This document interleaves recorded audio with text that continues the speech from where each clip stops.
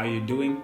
My name is Jotham Temwani Mwale, and today I'd like to talk to you about identity. I think one of the biggest lessons I discovered last year was the lesson of identity.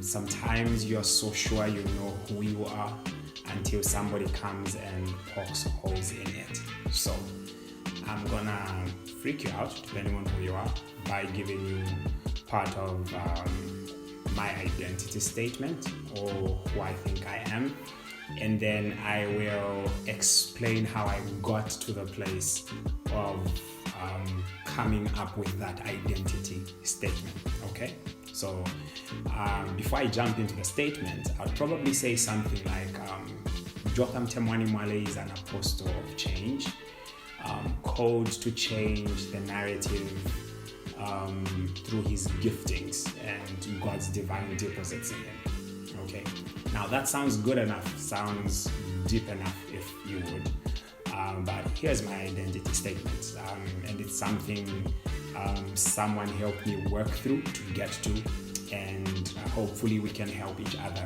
as well, so that you can get to a place where you figure out who you are. So who is Jotham Mwale? Who is Jotham Temwani Mwale? I am a consistent and adventurous venerator of the Most High God, endued with authentic grace to shift and impact mentalities and atmospheres for healing and restoration. I repeat, I am a consistent and adventurous venerator of the Most High God, endued with authentic grace to impact and shift mentalities and atmospheres for healing and restoration.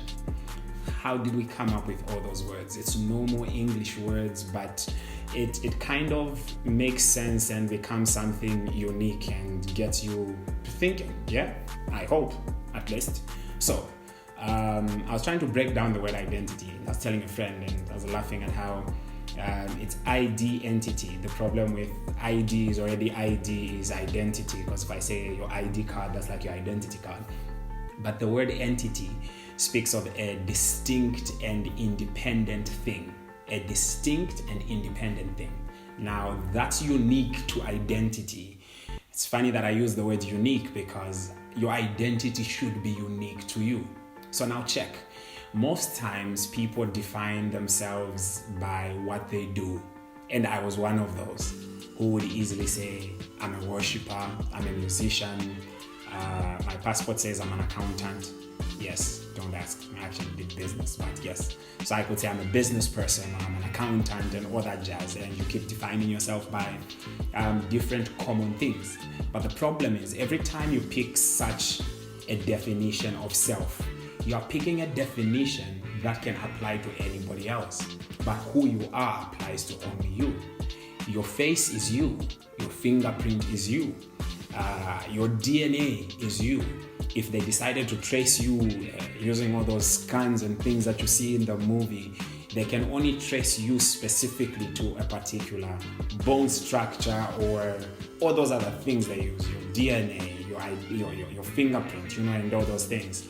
So why is it then that if we're gonna come to words or verbal definitions of ourselves, that those need to share a room with someone else? I don't know if you get what I mean. Because if I say I'm a teacher, or I'm a worshiper, or I'm an accountant, there's 100, 1,000,000, 1,000 other people who can say the exact same thing. So how do we differentiate between you and the next person? How can we make your identity statement unique to you, in as much as it might be using words that everybody else already knows, but make it unique to you so that it's a you thing? So that when you say it, and if somebody ever got into it and knew what it was, they would know that this is Jotham, or this is whoever you are out there. The same way companies and different organizations can come up with vision statements and mission statements. And once you get on the inside, or you find yourself in the market studying these different mission statements and vision statements, they might be similar, but you find they are not exactly the same. Because that's the thing with identity. I might look similar to you. We might look alike one way or another, but we're not the same. We're different. We're unique in who we are. An entity, like I said, a distinct and independent thing. So, last year, like I said, was me discovering the lesson of identity and how important identity is, and it messed me up because already I knew I could not define myself by what I do. So I was quick to jump the direction of scripture, being, church guy and whatnot. But even then, our